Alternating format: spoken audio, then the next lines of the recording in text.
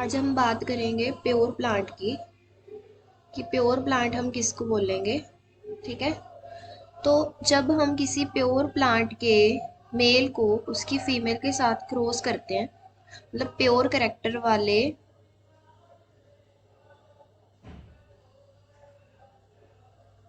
Pure का meaning जैसे late कर लो कि ये टॉल है, कैपिटल टी प्योर है ना ये, और प्योर ही फीमेल थी, टॉल, कैपिटल टी। अब इनकी जो प्रोजनी बनेगी F1 जनरेशन में वो भी प्योर टॉल बनेगी। इसी तरह टिल 30 जनरेशन्स टॉल प्रोजनी ही बने, तो हम ये इन्फर करेंगे कि जो हमारे पेरेंट्स थे वो प्योर थे। ओके, चलो अब हम बात करेंगे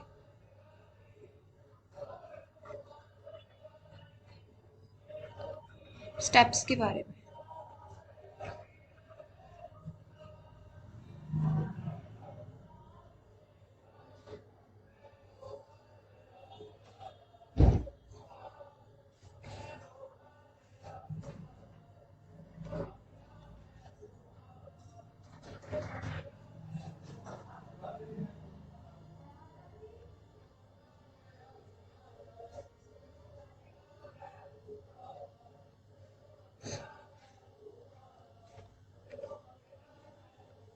फर्स्ट स्टेप क्या है? सिलेक्शन ऑफ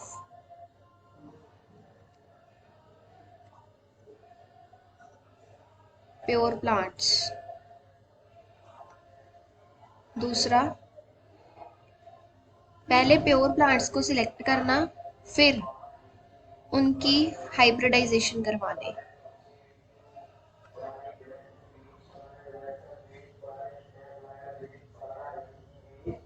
F1 जनरेशन के लिए।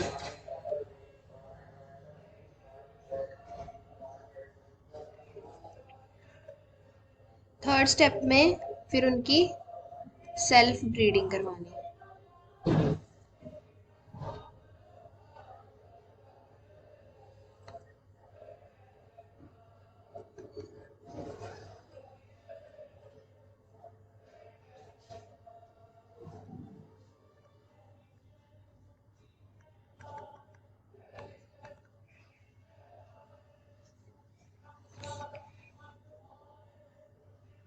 ठीक है।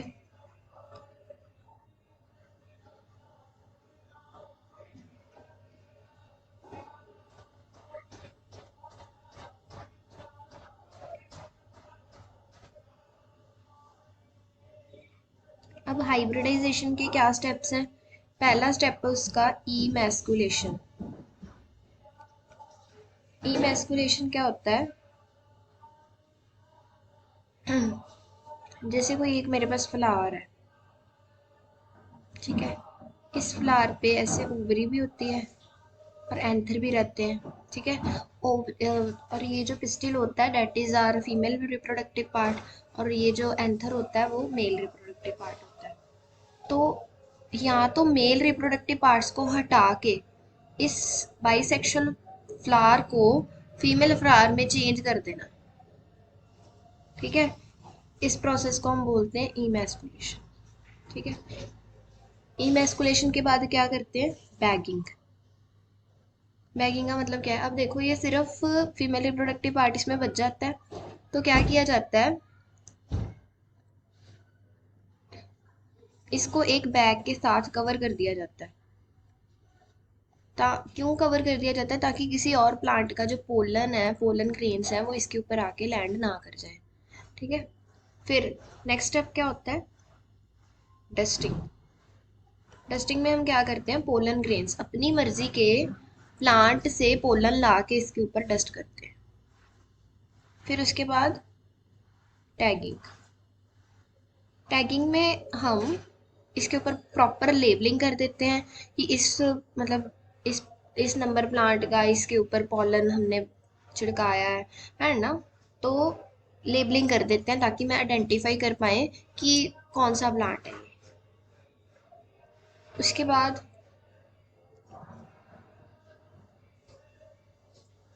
टैगिंग के बाद जब ये प्लांट ग्रो हो जाएगा, सीड बन जाएंगे, उसकी सीड कलेक्शन कर लेंगे। सीड कलेक्शन करके उसको नेक्स्ट एक्सपेरिमेंट के लिए यूज़ कर लेना है। फिर सेम प्रोसेस, उसको बो देना है सॉइल में, फिर उससे प्लांट बनेगा, फिर उसकी फिनोटाइप वगैरह चेक कर लेनी है कि टॉल है या ड्वार्फ है, सीड कलर कौन सा है, ऐसे। ठीक है।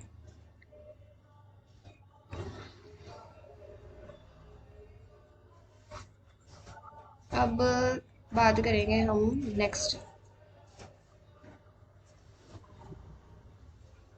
कि मेंडल ने टोटल 7 करेक्टर्स सिलेक्ट किए, 7 कंट्रास्टिंग करेक्टर सिलेक्ट किए। वैसे टोटल करेक्टर 14 थे बट कंट्रास्टिंग 7 थे। कैसे?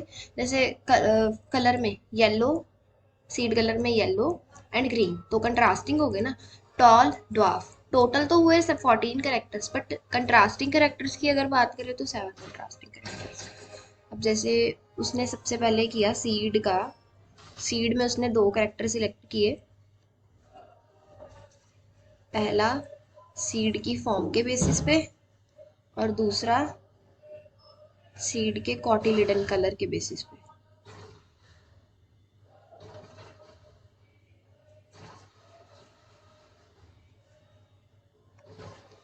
फॉर्म उसने 2 सिलेक्ट की, एक राउंड, दूसरी रिंकल्ड।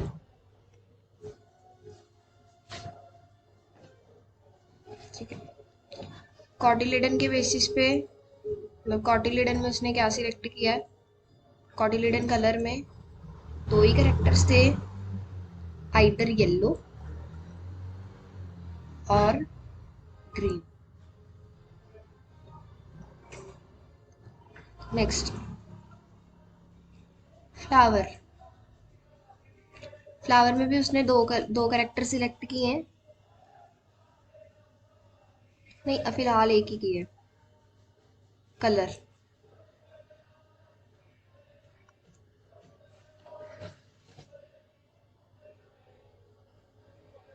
यहाँ तो फ्लावर का कलर वाइट होगा, या तो वायलेट। किसी किसी बुक में ना वायलेट की जगह रेड से भी करके दिखाया हुआ है। तो हमारे पास टोटल कितने करेक्टर हो गए? 1, कंट्रास्टिंग करेक्टर 3 हो गए।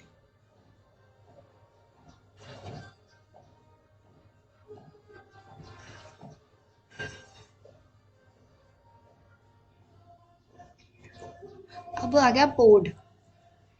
पोड क्या होता है? फली, जो ऐसे पी होता है, पी की ऐसे रहती है ना, जिसके अंदर से इसको खोल के दाने निकलते हैं, तो वो पोड के उसने 2 करेक्टर्स सिलेक्ट किए।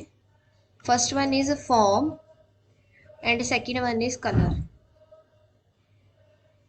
फॉर्म में उसने या तो वो फली होगी फुल या होगी कंस्ट्रिक्टेड। ठीक है।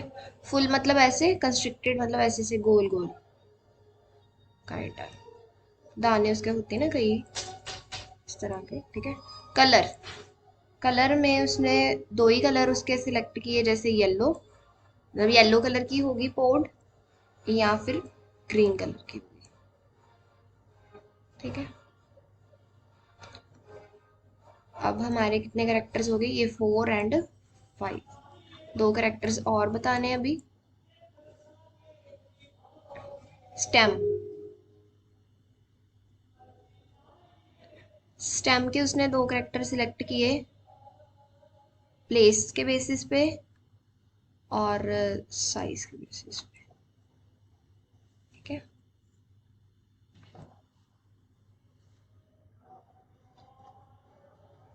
प्लेस उसने 2 ही सिलेक्ट की है, 2 ही होती है, एक्सियल या टर्मिनल।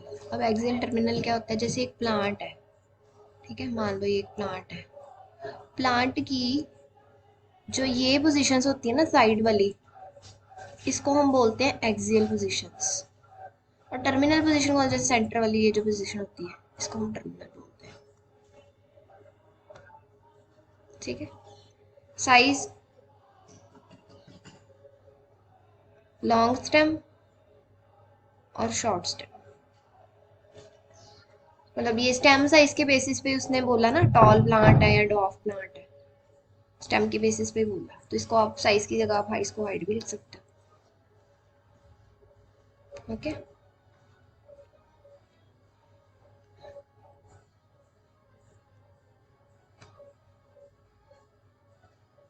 अब हम नेक्स्ट बात करेंगे मेंडल के लॉज के बारे में।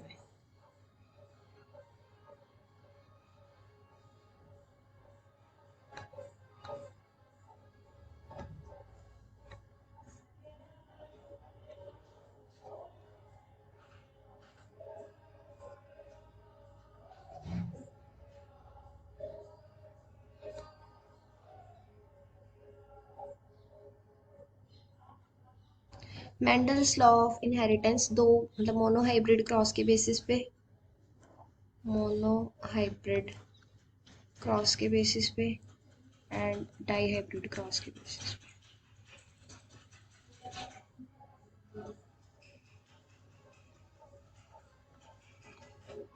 मोनोहाइब्रिड क्रॉस के बेसिस पे उसने टू लॉज निकाले, law of dominance, next law था लॉ ऑफ, एक एक करके हम ये लॉ भी समझेंगे, segregation, law of segregation, and dihybrid cross में लॉ ऑफ इंडिपेंडेंट असॉर्टमेंट।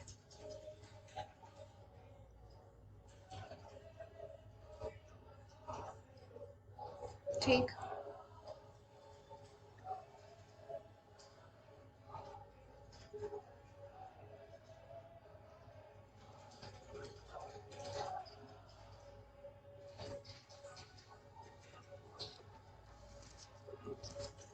सबसे पहले लॉज करने से पहले मैं कुछ टर्मिनोलॉजी आपको बताना चाहूँगी। जैसे पहली टर्मिनोलॉजी है करेक्टर्स। करेक्टर्स क्या होते हैं?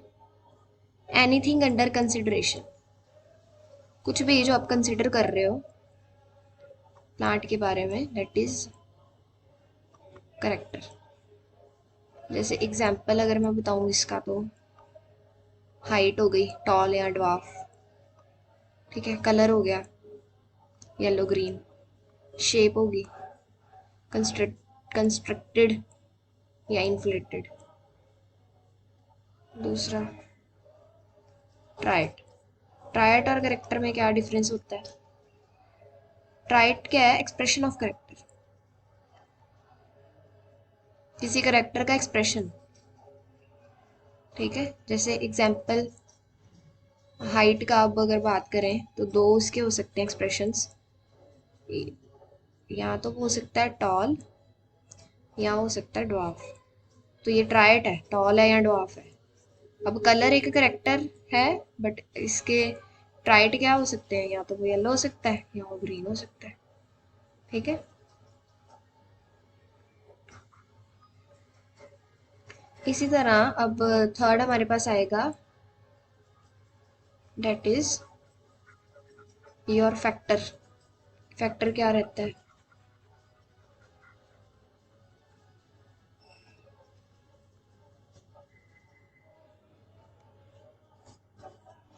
Factor, every character is controlled by a factor. हर करेक्टर को एक फैक्टर कंट्रोल करता है,